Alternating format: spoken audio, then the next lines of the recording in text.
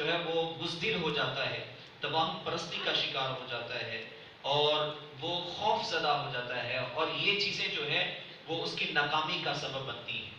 کہ جو اس کو کامیاب نہیں ہونے دیتی ہیں. یہ جو بزدلی ہے اور ڈر اور خوف جو ہے، ہر چیز سے جو ہے وہ خوف کرتا ہے، ہر چیز سے جو ہے وہ ڈرتا ہے کہ کہیں یہ مجھے نقصان نہ پہنچا دے، کہیں یہ اس کی وجہ سے مجھے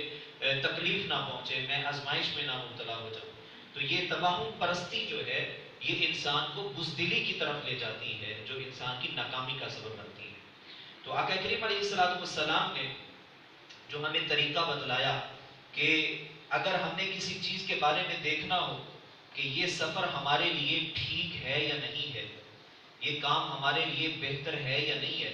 تو اس کا طریقہ بھی آقا کریم علیہ السلام نے ہمیں سکھایا ہے. اور آقا کریم علیہ السلام استخارہ کی تعلیم دیا کرتے تھے. حضرت جابر بن عبداللہ رضی اللہ تعالیٰ عنہ فرماتے ہیں کہ آقا کریم علیہ السلام ہم کو تمام امور میں استخارہ تعلیم فرماتے تھے جیسے قرآن کی سورت تعلیم فرماتے تھے. یعنی جس طرح قرآن سکھاتے تھے اسی طرح آقا کریم علیہ السلام ہمیں استخارہ کی بھی تعلیم دیا کرتے تھے کہ جو بھی ایسے امور کے جن میں رائے قائم کی جا سکتی ہے، یعنی ایسا کام کہ جس میں کوئی دو رائے دی جا سکتی ہو،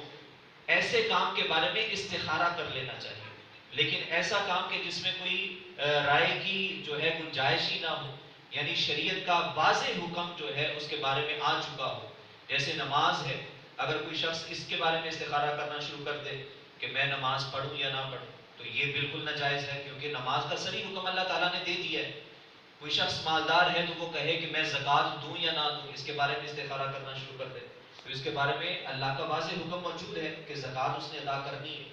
تو یہ ایسی چیزوں کے بارے میں استخارہ نہیں کیا جائے گا. ہاں ایسی چیزیں کہ جس کے بارے میں کوئی رائے قائم کی جا سکتی ہے کہ میں کاروبار کروں یا میں ملازمت کروں،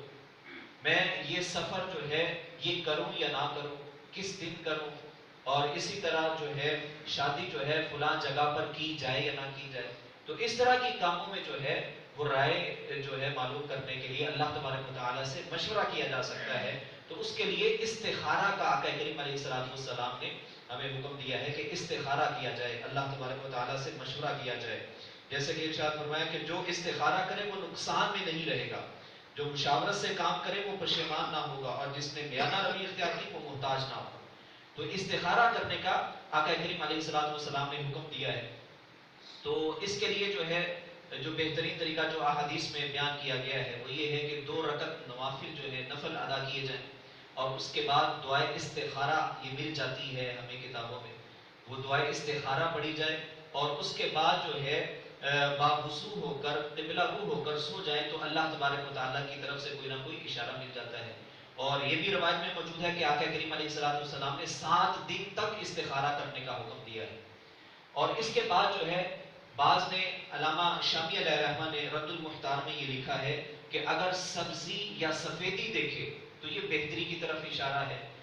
سیاہ یا سرخ رنگ دیکھے تو یہ جو ہے بہتری کی طرف نہ ہونا، یعنی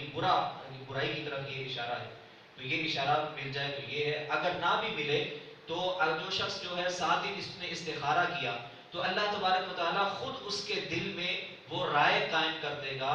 اس کو اس کے دل میں راسخ کر دے گا جو بہتری کی طرف ہوگا، جو اس کے لیے بہتر ہوگا، اس کام کی طرف جو ہے اس کا ذہن لگا دے گا. تو یہ چیز ہے کہ استخارہ ضروری نہیں ہے کہ آپ کو کوئی سفیدی یا جو ہے سبزی جو ہے یہ آپ کو نظر آئے. اگر یہ نہیں بھی نظر آتی تو اللہ تبارک و تعالیٰ آپ کا دل ہی اس طرف لے جائے گا کہ جو آپ کے لیے بہتر ہوگا اور اس کام کی طرف آپ کو لے جایا جائے گا.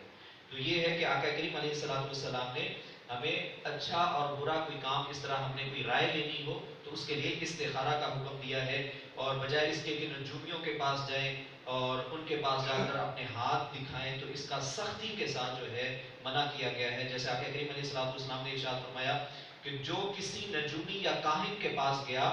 اور اس کے قول کی تصدیق کی تو گویا اس نے اس کا انکار کر دیا جو آقا کریم علیہ السلام پر نازل کیا گیا ہے، جو محمد مصطفیٰ صلی اللہ علیہ وآلہ وسلم پر جو دین حق نازل کیا گیا ہے، جو قرآن نازل کیا گیا ہے، اس کا اس نے انکار کیا ہے. جو کسی کاہن کے پاس چلا گیا اپنا ہاتھ دکھانے کے لیے، اپنی قسمت معلوم کرنے کے لیے. اور اسی طرح ارشاد فرمایا جو کاہن کے پاس آیا اور اس سے کسی چیز کے بارے میں پوچھا تو 40 راتوں تک اس کی توبہ روک دی جاتی ہے، اور اگر اس نے اس کی تصدیق کی یعنی اس کی بات پر یقین کر لیا، اعتقاد کر لیا، تو اس نے کفر کیا۔